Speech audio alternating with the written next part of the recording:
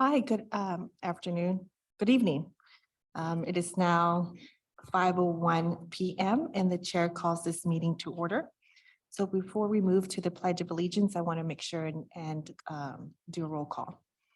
So we'll start with Trustee Kane. I'm here. The vote. Here. Trustee Stoma, I'm here. Trustee Murillo, Here. Trustee Pierce. Okay. Trustee Wilson. And Trustee Sullivan. Okay, myself. All right, we do have quorum. If you can please follow me for the Pledge of Allegiance. Pledge of Allegiance. To the flag of the United States of America, to the republic stands one nation, under God, indivisible, liberty and justice for all. Dr. Head, has the meeting been properly posted and certified? Yes, I certify it was posted in accordance with the law.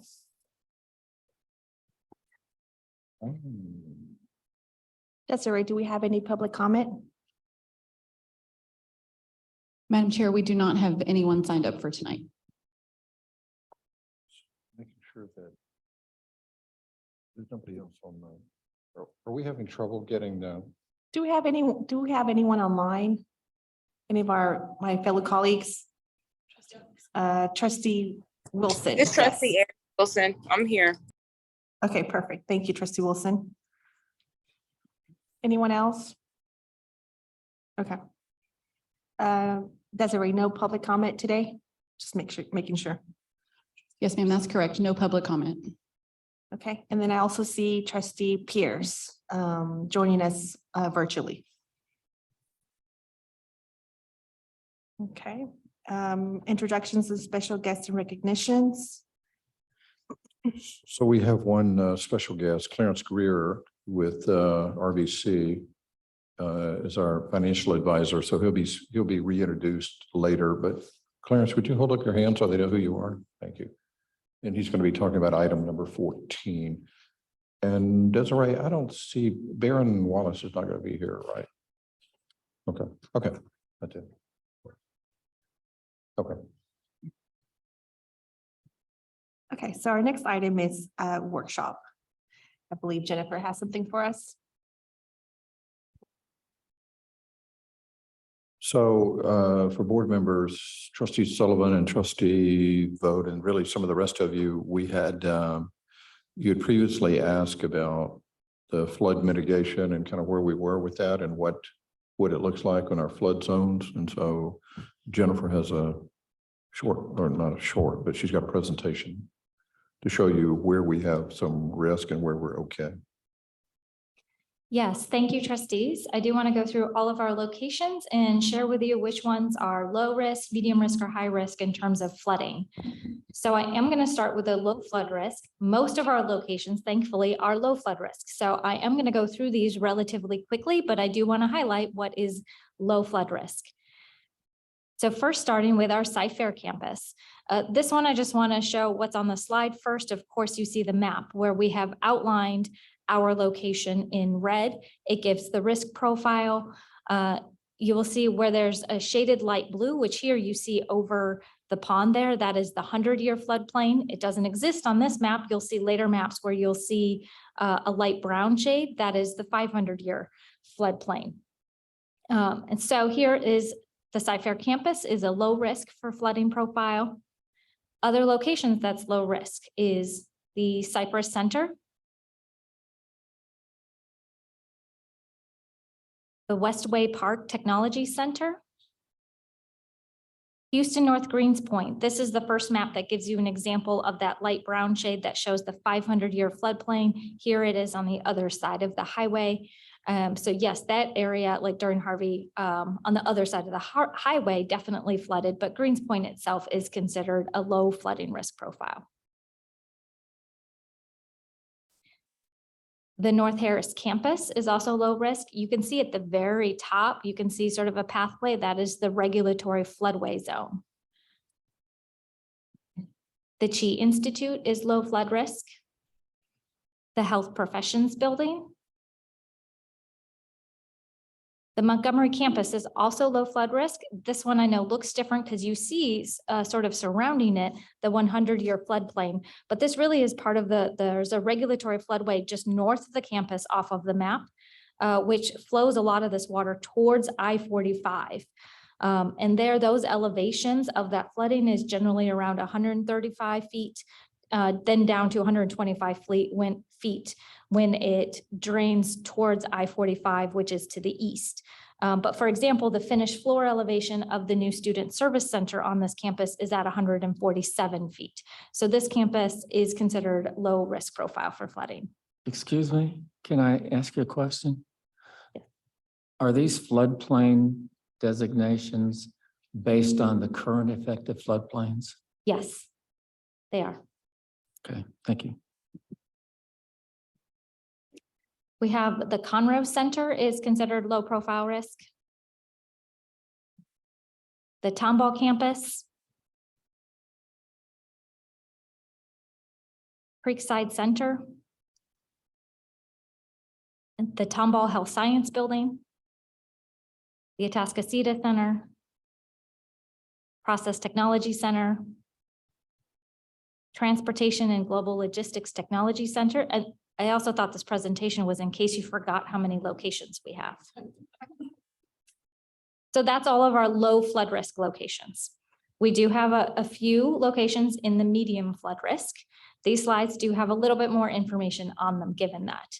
So here we have Houston North Fairbanks is considered a medium risk. You can see that almost the entirety of the site is in the 500-year floodplain. Here, the base flood elevation at the 100-year mark is 93.8 feet, and the finished floor elevation of Fairbanks itself is at 97 feet. Next, we have Houston North Fallbrook. Here, the site is not in the floodplain, but you can see right nearby is the 100-year floodplain. Here, that base flood elevation of the 100-year is at 105 feet, and the finished floor elevation is at 108 feet of the building itself. Oh, here, I also wanted to mention, because this was built after Harvey, we also built the additional detention pond to help with that drainage. You just touch on what the 100 and the ACFH means. Yes, so you'll see the 100-year floodplain, it says 1% ACFH. The ACFH is annual chance of flood hazard. So the way that we're a common misconception is that 100-year floodplain means that it's going to flood only once every 100 years. That's not really what it means. What it means is in any given year, there is a 1% chance that it will flood. That's in the 100-year. For the 500-year, right, the brown, which you can see is the Fallbrook is in the entire site is inside the 500-year. There is a 0.2% annual chance of flooding. So that's what those mean. We have Houston North Victory is also medium risk. There, the base flood elevation at the 100-year level is 76.3 feet. And the finished floor elevation, that should say floor elevation, not flood elevation, my apologies, of the existing building is at 77 feet. We are in the process of building an expansion onto Victory, and that new portion of the building will have a finished floor elevation of 79.4 feet. The East Aldine Center is medium risk. You can see a portion of the site is in the 500-year, and then the 100-year is nearby. There, the base flood elevation is 66 feet, and the finished floor elevation of the center itself is at 73 feet. So now we get to our high flood risk areas. There's two. So thankfully, there's only two. They are significant locations, however.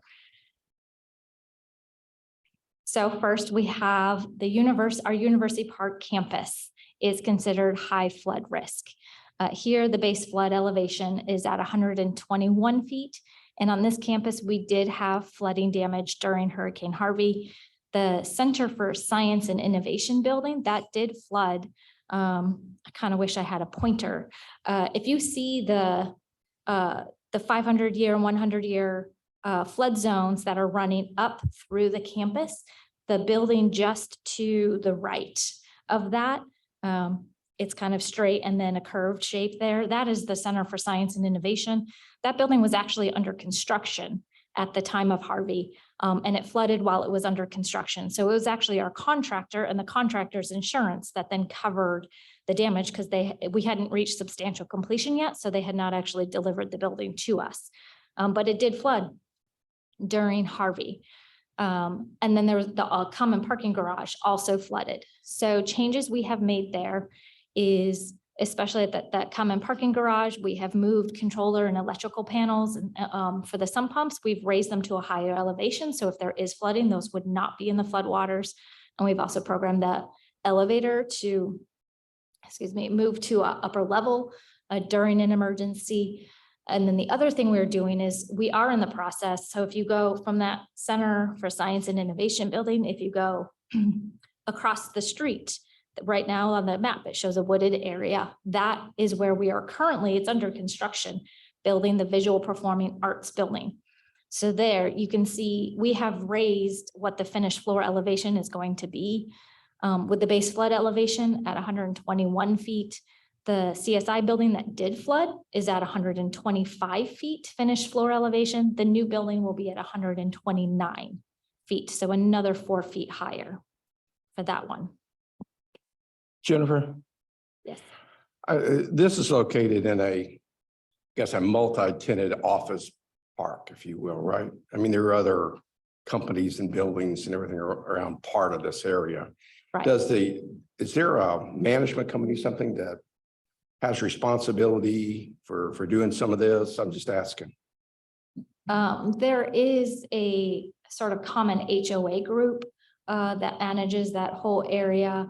I'm not aware of, I'd have to look into what responsibility they have. I'm not aware of. They don't have, the answer was yes and no. There is a common group over there, but it's more like a neighborhood. They do roads and make sure that the turning lanes and things like that, stop signs, but not on the flood mitigation. So the work on this problem here was because if you look down on the bottom of that screen, it runs down into Spring Cypress or Cypress Creek. I know the area. Yeah. So during Harvey, there was, it's a problem downstream. That area that's blue up there is really just a drainage ditch. There's no water sitting there most of the time. Is that correct, Shaw? If there is, it's very little. And so it got jammed up downstream and backed up. It wouldn't drain. So they've been working on that. I know that's part of the overall Harris County, to answer your question. That's who's responsible for clearing out a lot of this. So the Science and Technology building flooded, what, about 6 inches, 4 inches, something like that. And we deliberately built we moved the next building, the new building that's coming up she said 129 feet, but that's 3 feet higher than we normally would. That's 8 feet above. What's a flood plain over there? Flood level 121? 121. Yeah, so I feel pretty good about that. The other one, we were talking about it. If it rains 40 inches again or 45. Right. There's no management district out there other than the Not like county that that. has any type of responsibility. Not like that. Say again? Yeah, well, that's true. The Harris County, it's part of Harris County. Yeah, Harris County. Right. Yes, we'll be waiting here to, next century for anything there. Right? I don't think this is high on their list of this particular stretch.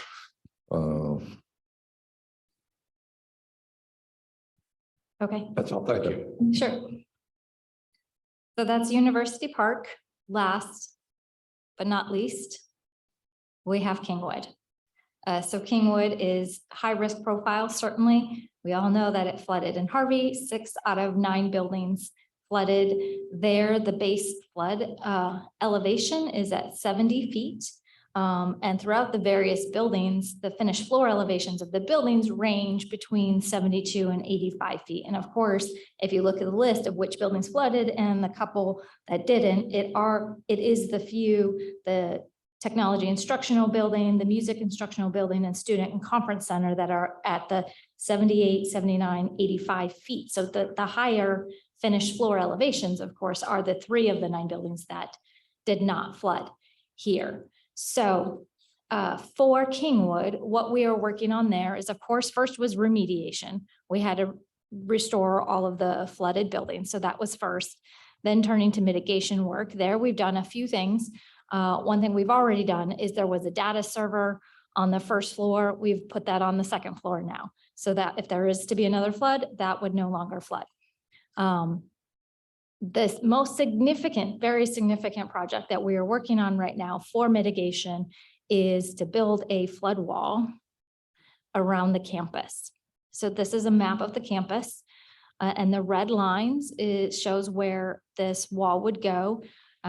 Just flipping back here, of course, you can see that is the corner of the campus that is in the 500-year floodplain, and then even a portion of it in the 100-year. It is that back corner where you see this wall going in around the campus.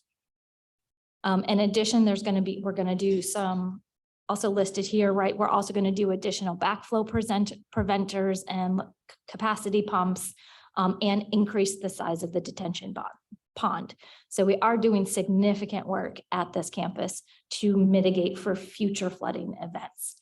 And I did want to share too, right? So here's the map of the wall, some renderings that we have of what the wall could look like once we are complete constructing it. So this is where you can see it along the side of the campus. Where there's openings, right? Of course, during normal day-to-day operations, we need openings clearly for everyone to move back and forth in between. For those spots, we are going to use passive floodgates. They're used a lot already down at the Texas Medical Center, where when there's flood waters, it triggers the gates automatically to raise up and then cover that whole section. So this is one side of it. Here's another rendering from that very back corner, that this is the back corner that is the furthest into the floodplain. And this is where the wall would be at its highest point. So I know I'm flipping back and forth a little bit here, but on this is where it shows you the actual height of the wall. So you can see towards the front, it's at a lower height, and it's at the highest, the tallest point towards the back. So in terms of the front entrance of the campus, the bottom of the page here, that front side is generally where visitors would go, for example, if they're coming to the campus, is the side of the campus where there is not the flood wall. So this is it's about a $13 million project that we have in the works now for this campus. I have a question, Jennifer. Can you elaborate of why do we have a difference in height in the, throughout the wall, especially the one where it says like 10 inches, like why that specific wall is higher than the rest? It's a combination of the actual topography of the land itself, and then the portion of it, right, that is the furthest into the floodplain itself, right? The back spot where it's at the 10 feet. Is this back corner of the campus that is actually in the 100-year floodplain. So that is going to be where the water levels would be highest. Everything, that land slopes down. The water flow is, if you're looking at that screen, is from bottom to top. So the water runs north, if you're looking at that, and then it runs into the stream. That's a creek down there.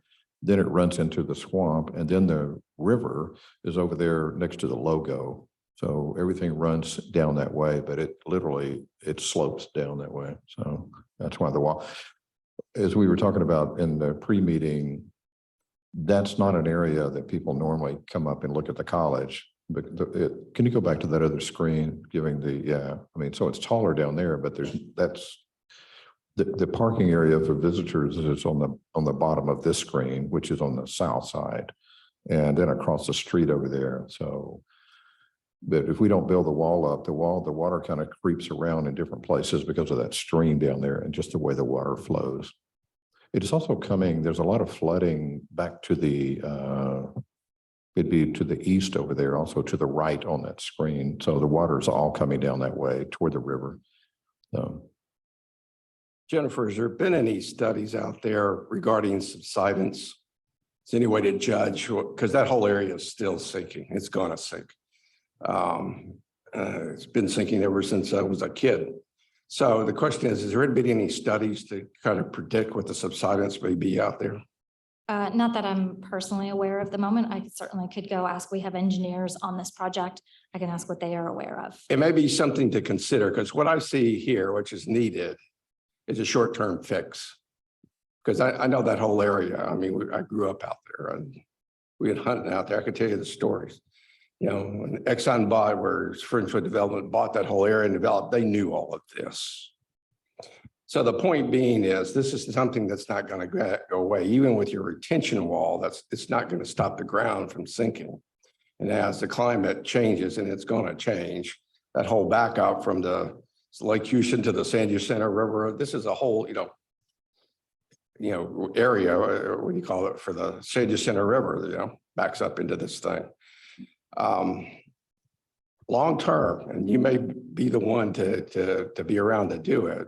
Long term, you need to look at an alternative for the Kingwood campus. I think that's the strategic thing to do. I'm not talking about next year or even 5 years from now, but 10, 15 years out. And if you don't start that looking and planning for that type of change today, it's going to creep up on you, and we're going to have more as this land goes down, as the climate changes. You're going to have more and more of this, no matter how high you build the wall. So at any rate, I mean, that's my personal opinion on it. Yeah, and towards that already, back. Sorry, it's not switching slides anymore. There's a prior picture of the map where it's going to show what our newest building is. Yeah, we built that on the complete opposite side of the campus where the elevations are significantly higher. Here we go. Yeah, so like on the south side over here is where the newest building is.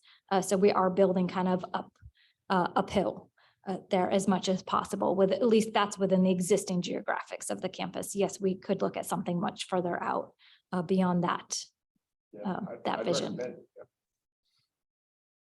Yeah, and then finally, the other main thing that is happening in terms of sort of future mitigation is, as I said throughout, when we do build new buildings, we are trying to build them at higher elevations, higher finished floor elevations, and building code itself post Hurricane Harvey also requires that.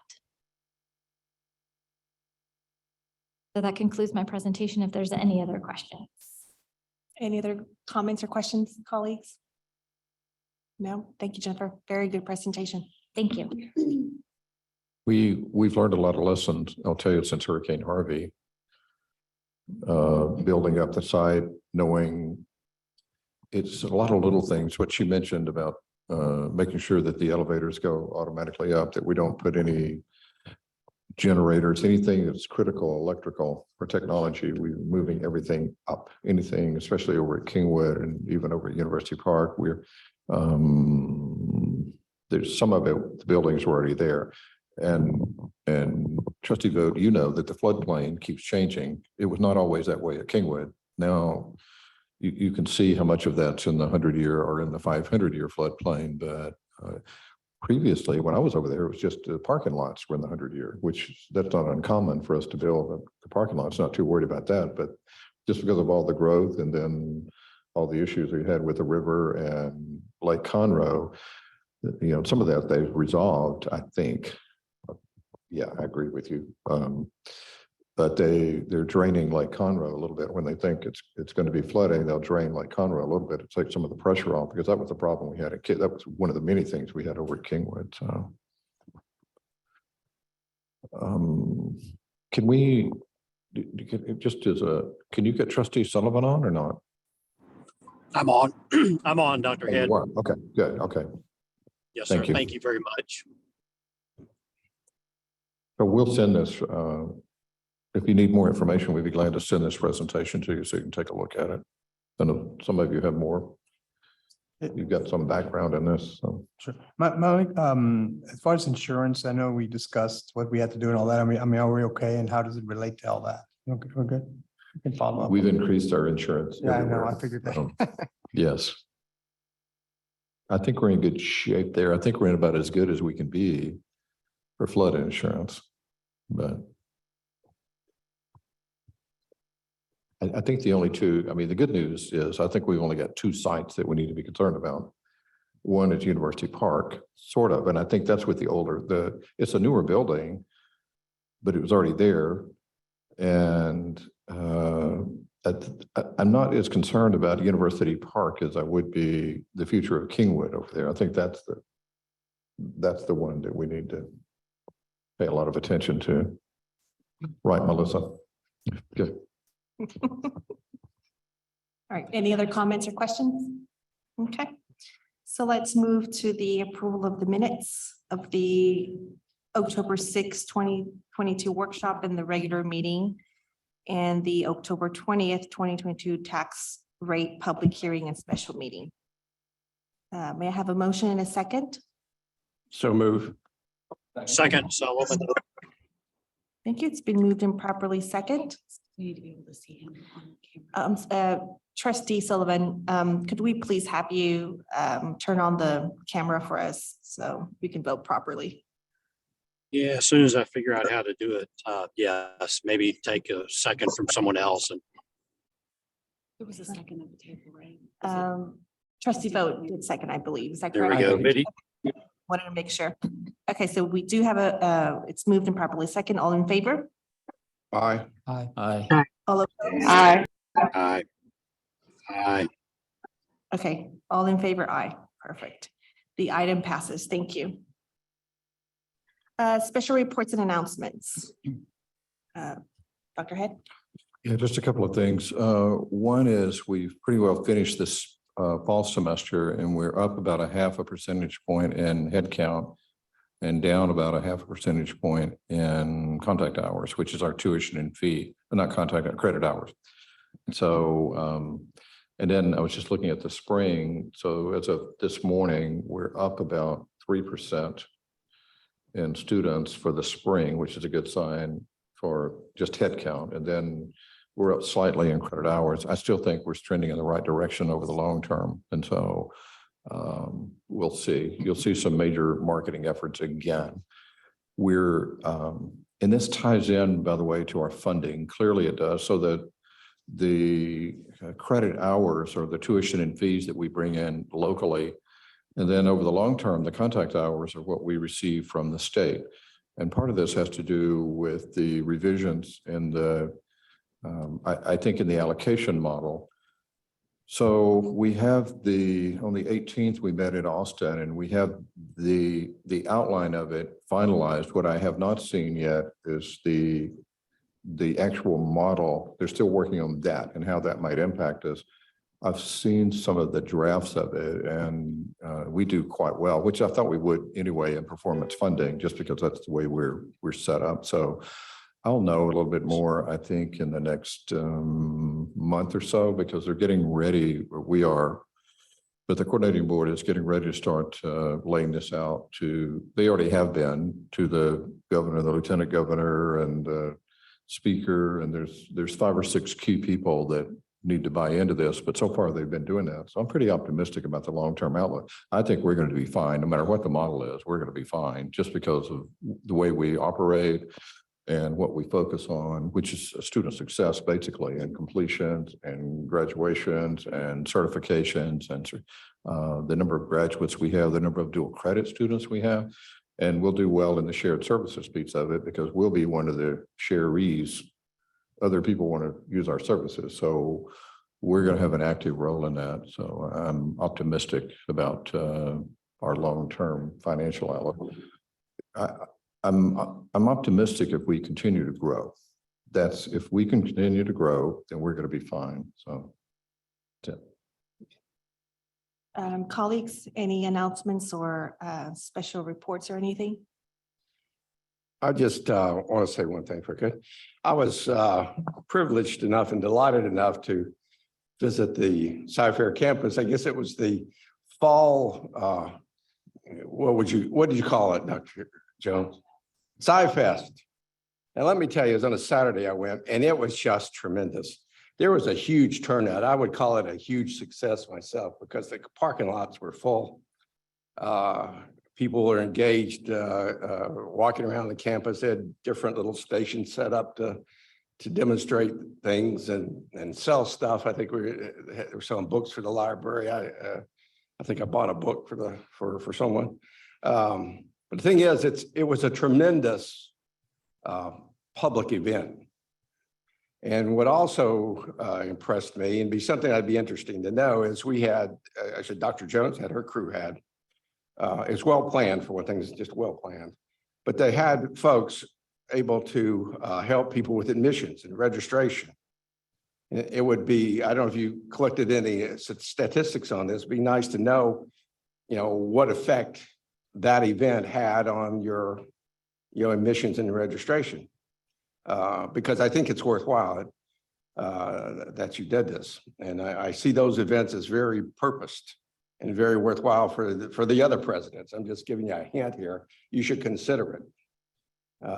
So I just want to say good job. I hope you communicated that to your crew out there. Great job. Just excellent enthusiasm. And that's the type of event we need to have to service our communities and show them that we do care and we're putting more back into the community. So thank you.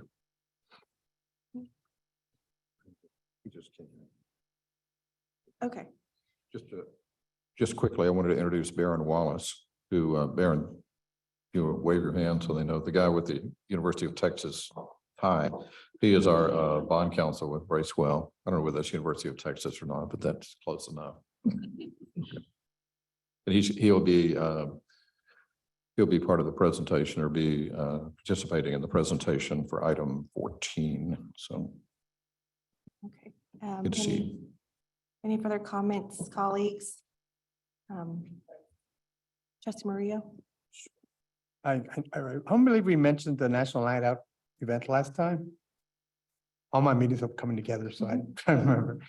I just wanted to mention that I had a chance to be at the National Night Out event over at it's North Houston District. Dr. White, what was the name of the park? Woosa Park, thank you. It's just a great event. It's a lot of folks. It's one of those events where everybody comes out. It was actually in my capacity as my job. We were also represented there. Every nonprofit entity that you can imagine was there. Every law enforcement entity, and it's a lot of fun. And it's always good to see nice, active, and excited presence from Lone Star College. Houston North, little shout out. And so I just wanted to mention that because the people that come there are from the whole region, whether it's the neighborhoods in the area, the subdivisions, and it's, for many of them, it's the first chance they have a chance to talk to our people. So just wanted to mention that, and also I wanted to mention that you were doing that movie up in it's a drive-in sort of movie like some organizations are doing. I thought that was exciting, except the rain got the best of us, so we had to postpone it. So anyway, I just wanted to mention those couple of events. Thanks. Thank you. Mhm. I do want to say something real quick. Just want to commend Dr. Wright for what you're doing for Houston North and Fallbrook. I know that I attended several events there. I don't know if I should call it events or not, but I guess several nice things going on in Houston North, Fallbrook. And one of the things that really got me in sort of reminding me of this, of what, the good stuff that Lone Star College does all the time, was that a lot of the students that we had there, visiting See, that's why I have it this far. A lot of the students, high school students that visit Houston North Fallbrook are at-risk kids, correct? Some, when I was there, obviously. And so what happens is they signed in for like a promise pledge to be in Houston North. And what we do is we follow them with a high school diploma and a certificate. Is that correct, Dr. Wright? So that is very awesome to hear. I was able to talk to a lot of the students and they were really, really happy that they're able to do something or just to, resume their education. So that's really, really nice. I just want to put it out there. That's one of the good stuff that we're doing at Lone Star College. And I want to sort of commend Trustee Pierce, because you brought in a group of kids to sign in for that. Is that correct, Dr. Pierce? Trustee Pierce? We can. That is correct. I was there. Yeah, and that was a great job. I do echo what you said, ditto. They're doing a great job at Houston North with student participation. Yes. And I think what I remember the most is there was one particular school where they signed up for the welding program. Is that correct? And a lot of them were young women. Is that correct? So we have women in the welding program. So hooray to that. That's it. So thank you, sir, for what you're doing in Houston North and Fallbrook. Thank you. Any other comments before I move? Okay, so we're going to go to the consideration of the consent agenda. Did I skip something? Oh, sorry, Faculty Senate. Yes, ma'am.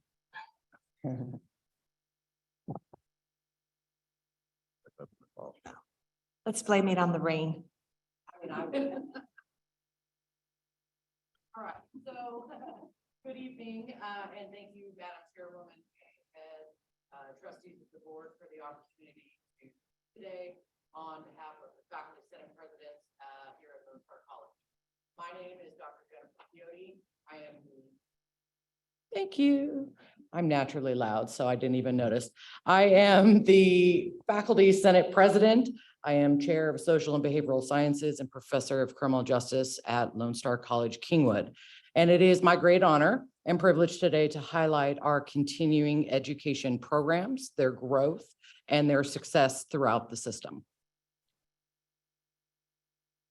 When one hears of the term college student, often the default is to imagine a young individual fresh out of high school, packed into a lecture hall, or sitting listening to a single professor speak about the various topics one could imaginably study.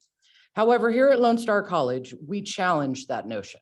We challenge that image of a traditional college student, and we offer various learning opportunities for anyone willing to take the chance to expand their possibilities. Whether through hands-on training in a workforce program, or coming to college for the first time after years of working in and out of the home, the continuing education team has worked diligently and tirelessly to provide a wide array of opportunities. No matter your age, no matter your work or educational experience, or even your ultimate goal, Lone Star College and our continuing education program has created an environment for LSC students to truly signify what it means to be a traditional college student. Here at LSC, all of our students challenge notions and move the needle. Although by no means comprehensive, some of the top programs are highlighted here. As you can see, LSC's continuing education team has compiled a variety of programs that meet both student and industry needs, whether through health occupations and the increased demand following the pandemic, or offering teacher certifications to address the growing educator shortage. This condensed list clearly illustrates how Lone Star College sets the stage for community and industry leaders. Two programs of special note are the basic peace officer training and the medical billing and coding. Despite the various issues surrounding the pandemic, our continuing education department did not falter in their continued pursuit to ensure that Lone Star is synonymous with success. These two programs were established and launched during COVID and have already seen significant positive effects. Jim, before you Sir. move on, so just for the board, so part of the new model is that we'll get funding, more funding for these kinds of programs, whether they're credit or non-credit, as long as they get a certificate. They're what they're calling certificate of value. So the state and we actually, there's a special committee being set up and to identify what these programs look like. We'll be involved in that. It was our suggestion that we do that anyway. And so, and work with the high schools to get in better alignment. So some of the high schools offer some of these classes, but they're not in alignment with ours necessarily. So sometimes you end up taking you have to take the same course, which we don't want students to be doing that. But the bottom line over this is that this is part of the performance funding model that we've been advocating for years to give us money credit for these kinds of programs, whether they're credit or CE or whatever. If they lead to jobs, that's the important part. And these are all well-paying jobs, by the way. So, okay. Not only were 2 new programs established, but several programs have seen significant growth in the past year, despite the lingering concerns in our social, political, and economic lives. All of the non-credit workforce headcount has grown 12% over the past year, and our open enrollment workforces account for a 4% increase. Stability can also be seen in our ESOL and our GED programs. Truck driving is a significant success and boasts training of 588 new drivers with a 97% job placement rate to meet the ever-growing need for transportation during our continued supply chain issues throughout the country. Here at Lone Star College, every student is a priority. Whether still in high school or enjoying an empty nest, opportunities await through continuing education. Through our ISD partnerships, LSC has trained over 100 certified nursing aides and boasts a 94% pass rate on the state exam.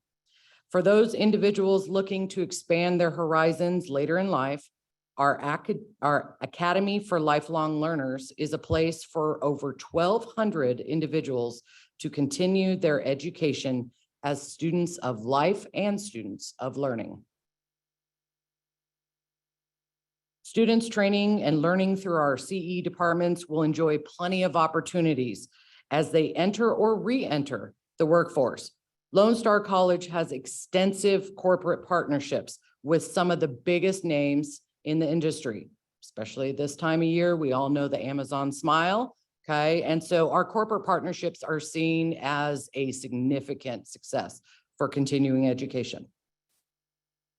In addition, Dr. had mentioned the state certifications and coming out with a certification and how that's based on the new funding model moving forward. Here at Lone Star College and with continuing education's tireless work, students here come and enroll with us. They have that implicit bonus of industry and state certifications through CE.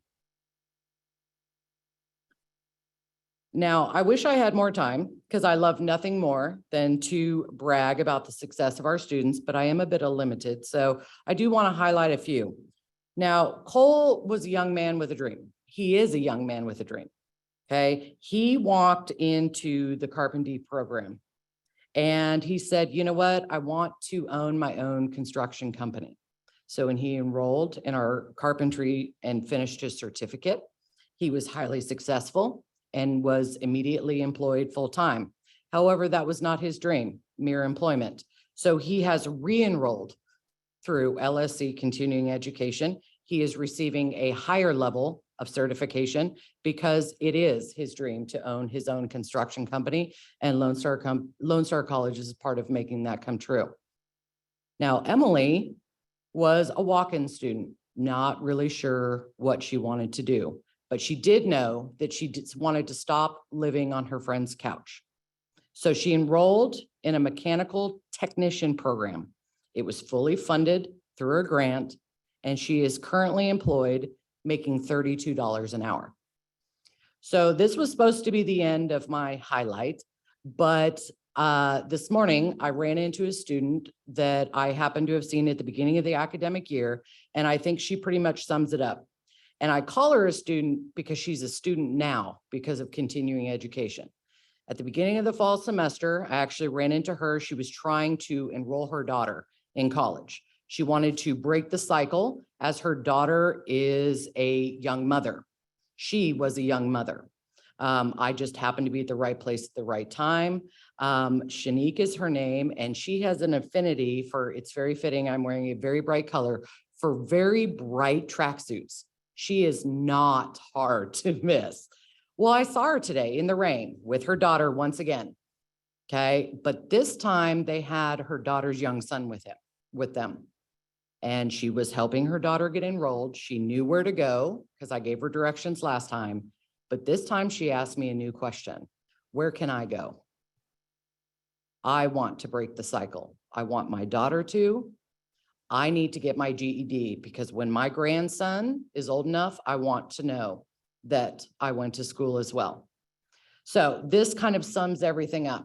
And it was by total chance that I ran into Shanique today, but it just proves that Lone Star College epitomizes the N of one. Through one student, we can make a difference. One student, it's all it takes to make a generational impact. And the continuing education program and the employees responsible for them are leading the way to challenge the antiquated notions and redefine student success. Thank you.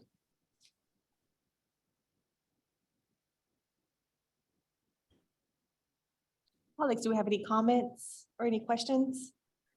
Thank you so much for the presentation. It's very inspiring. Thank you. Chair Saldivar, Mike Sullivan, Trustee Sullivan, yes. Chair Mike Sullivan. Yes, ma'am. Thank you. Yes. Appreciate it. Dr. Head, when she just mentioned GED, it made me wonder, since we're coming up to the end of the fall semester before we know it, do we recognize GED students, or do we do that only in the spring? I'm looking at the presidents here. What do we, yes, every semester? Yes, they're all nodding. They're, Okay. or some of them are nodding. Most of them are nodding their heads. Yes. Yeah. So I'll Would you follow up mind- with them.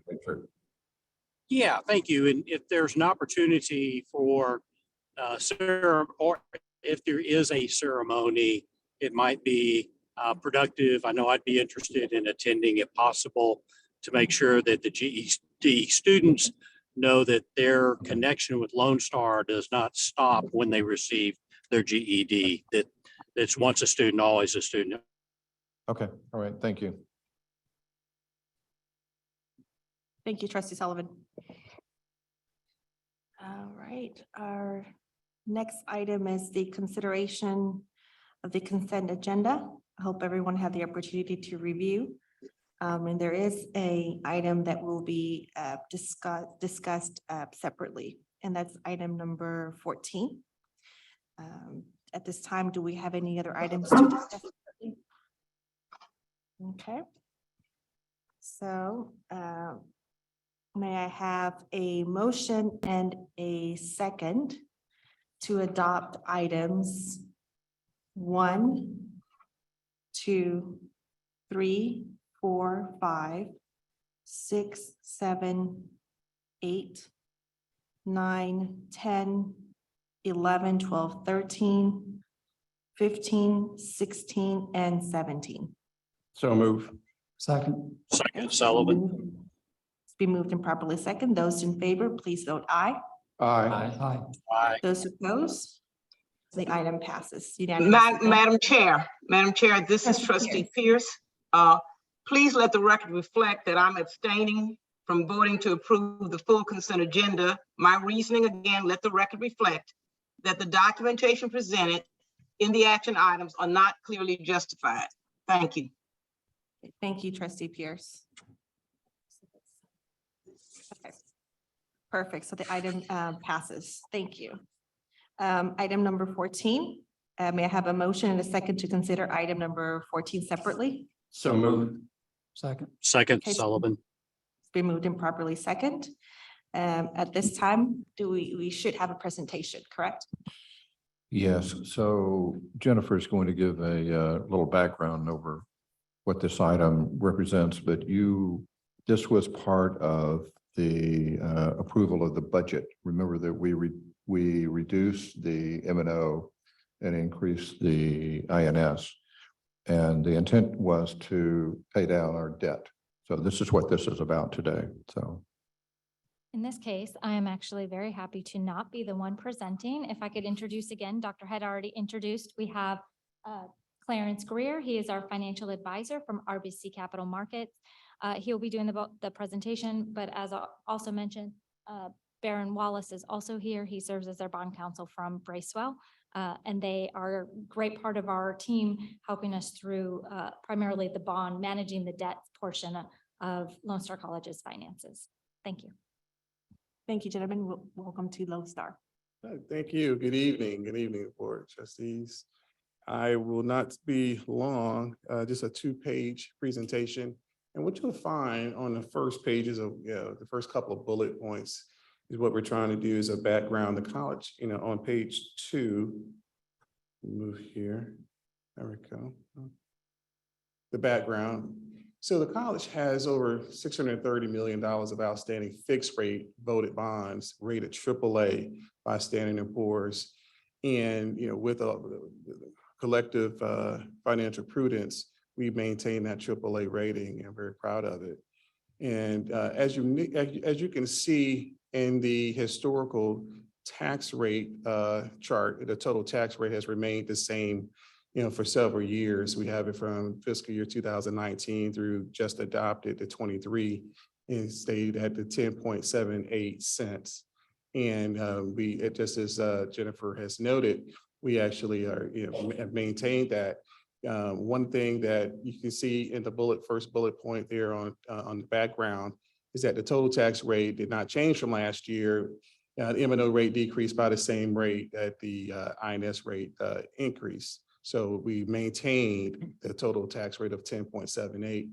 We've been very fortunate to have experienced great taxable assessed value growth. And you can see that on the chart to the right.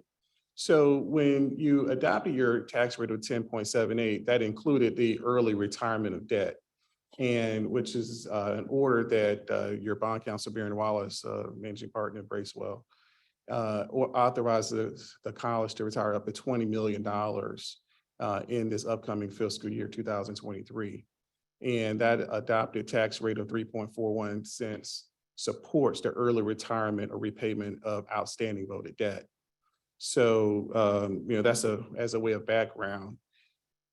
In terms of the results, we have identified some bonds that are scheduled, if we didn't do anything, scheduled to be repaid in 2028 and 2040. But because of this resolution, this order, we would be able to repay it early this fiscal year, thereby saving taxpayers an estimated over $12 million in true taxpayer savings. If you want to present value that and say, well, it's at in today's dollars, about 6.4 estimated savings, and which is about 34% present value. And just to put that in context, when we normally look at refinancing debt with debt, like replacing a mortgage, anything over 3 or 4% would be exceptional. So having this level of taxpayer savings and future interest avoidance is really strong and really helps us maintain that AAA rating that Standard & Poor's has on the college. And so that's the conclusion of my presentation. With the passing of this order, the actual execution would take place probably sometime later in the fiscal year. But I'll defer to any questions that the board might have at this point in time. Colleagues, any questions? Sullivan, please. Trustee Sullivan? Yes, thank you. To the appropriate party, be it Dr. Head, Jennifer, or Clarence, you mentioned paying the bonds off during this fiscal year. how important would timing be to our savings? Or is timing important at all to when we could achieve maximum savings? Right, and yeah, timing, I think we just does impact it because we have identified some bonds on the screen, Trustee Sullivan, and it does matter, but not materially. It won't move it substantially. We think that the level of just overall interest rate avoidance would still result in significant multi-million-dollar savings. There is a estimated what can you earn on the funds, until the call date, that's a variable. But, with interest rates are expected, with the Fed meets tomorrow to go up a little bit, that's going to actually probably increase these saving levels a little bit because we'll be able to earn a little bit more on the escrow and the carrying costs. So these were, I think that's an excellent question. But I think the baseline savings still will result. But that's something that we'll be monitoring with Jennifer and her staff and with Barron. Okay, is that a joint decision then among the three of you? Yes, sir. Yeah, and I'll Okay, just good. add Thank this, you. And Baron Wallace for the record with Bracewell is that the resolution before you does approve an escrow agreement and those funds will be deposited in there. As Clarence said, you have to purchase securities to secure the escrow. So depending on the rate and depending on when you do it, that's going to impact the savings. But obviously, until the tax revenues are in, you can't execute the trade. But I think sometime in the spring, early summer is when that will occur. So this is something. good, thank you. That's a Both of you actually great encourage. summary and I appreciate it. And I want to compliment our contractors and as well as Jennifer and Dr. Head, not only for managing this, but also building it into the tax rate and the recommendation that you brought to the board that was approved. Thank you all. Thank you. I was just saying, so this is something that you highly encourage, correct? Yeah, I think it's a good idea. It's always smart to be able to use cash to pay down debt, and in a higher interest rate environment, you're saving even more. So yes. Perfect. Does this conclude your presentation? Okay, perfect. Thank you. Thank you. Thank you very much. Colleagues, do we have any comments?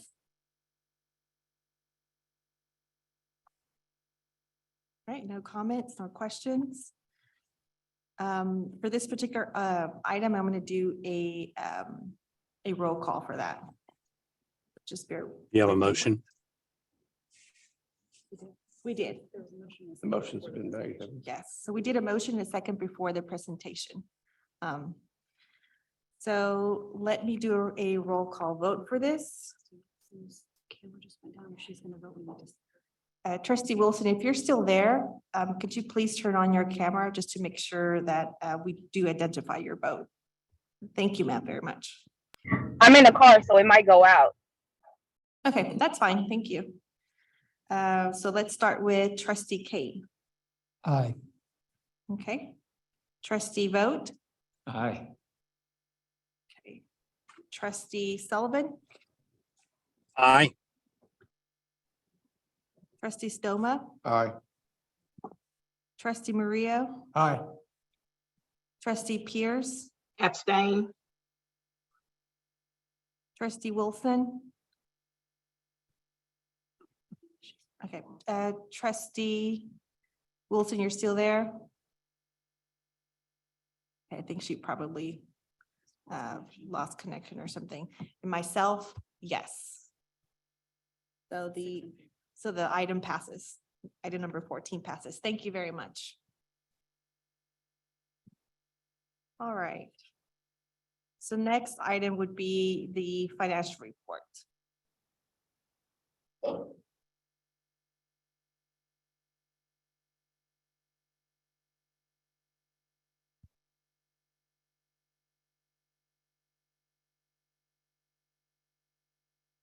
Yes, thank you. So for tonight, I do have the regular monthly financial report, but first I wanted to provide this term's update on our COVID stimulus funds. So if we all remember, we received in stimulus funds there's 3 separate bills. in total received 216 million. And so in general, the combined bills, we generally call these HERF funds, it's Higher Education Relief Funds. Here, so of the 216 million, I gave this update last time in the spring term, and my plan was to keep doing this each major term. So we did issue more student aid over the summer, but most significantly, another 20 million here this fall term. So in total, this brings us to 161.6 million. It has been spent out of the 216 million, or 75%. Within this, 117 million is what has gone out as student aid, and another 43.8 million in institutional aid. For the balance, this is just a projection, especially as we get into the start of the spring term. I'm going to do a major update to these projections because we need to get all of it spent by the end of May. But right now, the plan is to do another 20 million in the spring term. And then there's probably about another 35 million in anticipated institutional aid. But as this shifts, we will definitely make sure all of this gets out by the deadline of May 2023. Right, anything not used for institutional aid will be distributed out as student aid. And so we are definitely exceeding the minimum required amount for student aid with an anticipated total of 138 million out to students out of the COVID stimulus funds. I do give some examples here of items for the institutional aid. Here it has helped assisted to cover with lost revenues as our, excuse me, our enrollments declined. It has assisted with mental health services.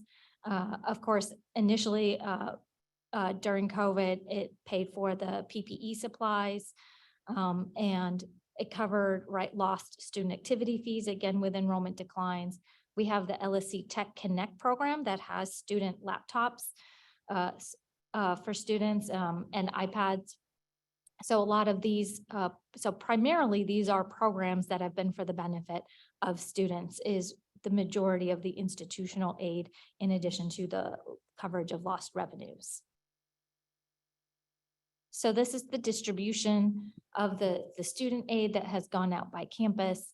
But to add to this, so in addition to this 117 million that has gone out in student aid, this is on top of our typical financial aid that includes about 30 million of Pell Grants each term. So another 60 million total annually. And that is part of our typical operations. But this is how much aid has gone out to students in addition to that. So just as a update to the board, when we get through awarding all the stimulus money, we would have awarded about 137 million, right? And in the same time, we would have awarded about 150 million in Pell money. So since COVID started, that doesn't include the summer. So we're pushing about $300 million in funding that's gone to students since 2020, spring of 2020. So we're doing quite a bit to help the students. And I don't know the actual numbers, Jennifer, of about 100,000, it's more than 100,000 students that we've, individual Students, I think we're, aid awards we've given. yeah, I think we're at 110 or 120,000 students, individual students. Mhm. So this also shares the distribution by ethnicity of the student aid. Now, ethnicity is not a factor in distributing aid, but financial need is. But this just wanted to reflect what the outcome of the student aid distribution it is, to show where the award recipients tend to be higher percentage Hispanic, higher percentage Black than our general student population.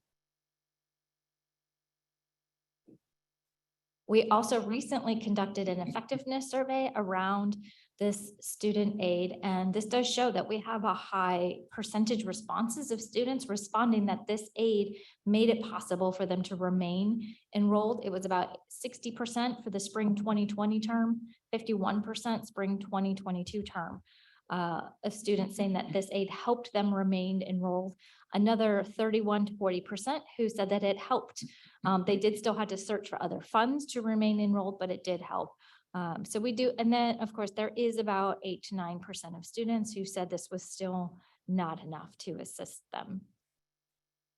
But to share, some of the ways that the student aid has helped students, right? These are just some comments that we received through the survey from students, for example, saying that it made it possible for them to remain enrolled. I will note here that the student aid actually does not go towards paying their bill to Lone Star College. We are required to send it directly to the student. So it doesn't actually cover their bill with us. But then once the student receives those funds, it is up to them on how to use them.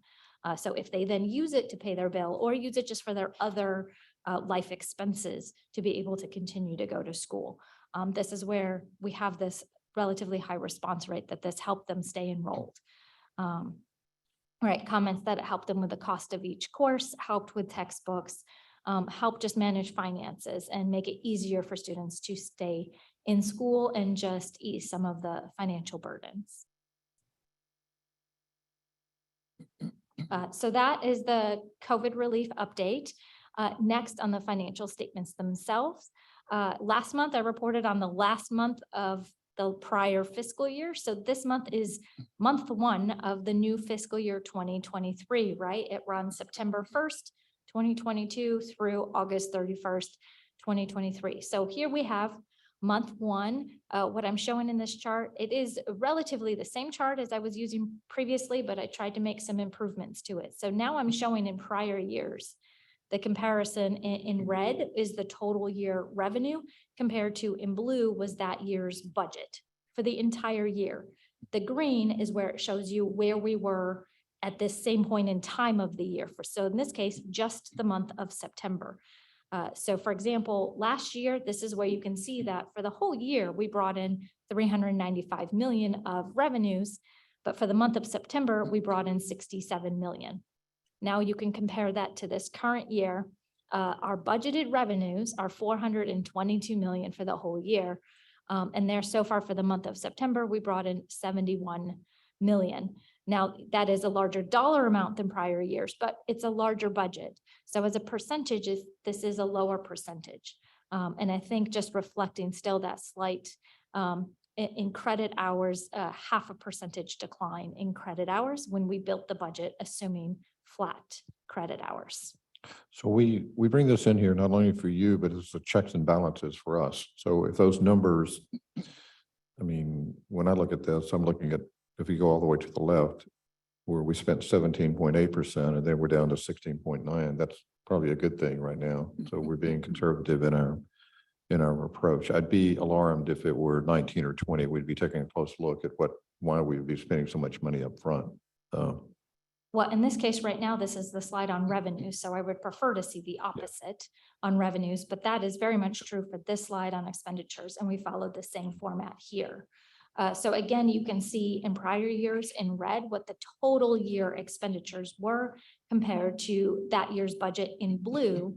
And then in green, how much was spent during that first month of the year of September. So again, right, last year for September, we had expenditures of 29 million, which was 8.6% of the year's total year-end expenses. So for this year so far, we have spent 31 million, again, higher dollar amount than last year, but again, also a larger budget. So as a percentage of the total year's budget, it is down at 7.5%. So that is definitely reflecting continued just cautiousness spending money, as we still saw enrollments with a slight decline from flat. Just from a broader perspective, and when we have a retreat and we tentatively planning one in February, we'll talk to you because we're talking about what the U.S. economy might look like, what the Texas economy might look like, what inflation might look like, what assessed value might look like. And so when we come in February, I think we'll have a little better view of what next year might look like. I mean, we are paying attention to inflation and what we'll know by then what the state's going to do. The state always, every year, these health issues, health cost increase, and we've been picking that up. And so, but all that factors into our budget. So But we are well aware of what's going on in the country and how it impacts our employees, by the way, whether co-pays or increased insurance or and the inflation issue is the big one for us, the really big one, so. And as a reminder there for the inflation issue, of course, in this year's budget, yes, it's a larger expenditure budget, but part of that was a contingency for inflation to cover existing expenses as those costs rise, is included in this year's expenditure budget.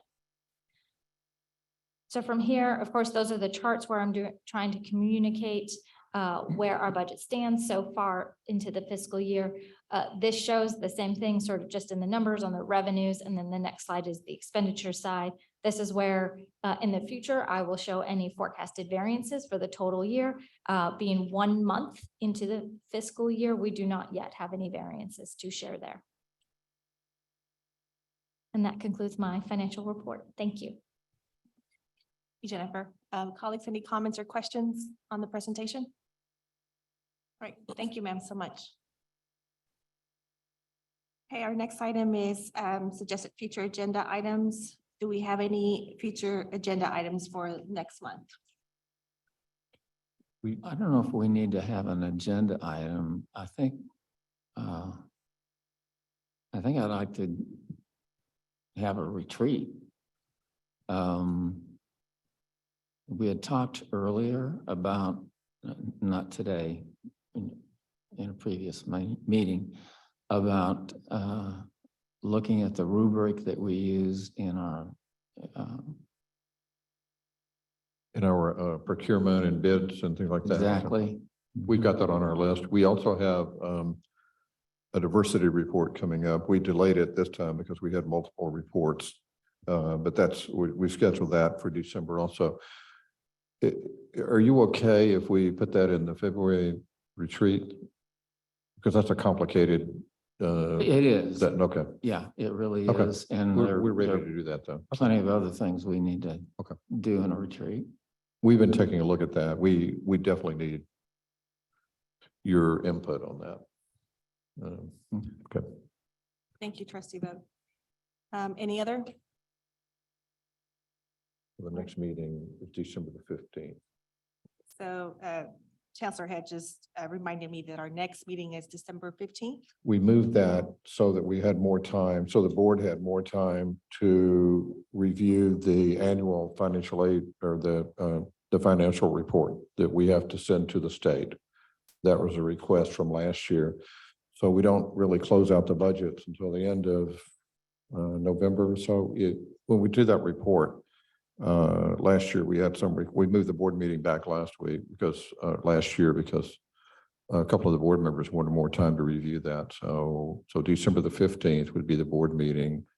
That way we can get you the report in plenty of time. The way the policy reads is you need the report a week in advance. And then we want to give you it's just a combination of things, but that's the only time that we can get you. We need that time to get you what you wanted. That way we can get it off to the state.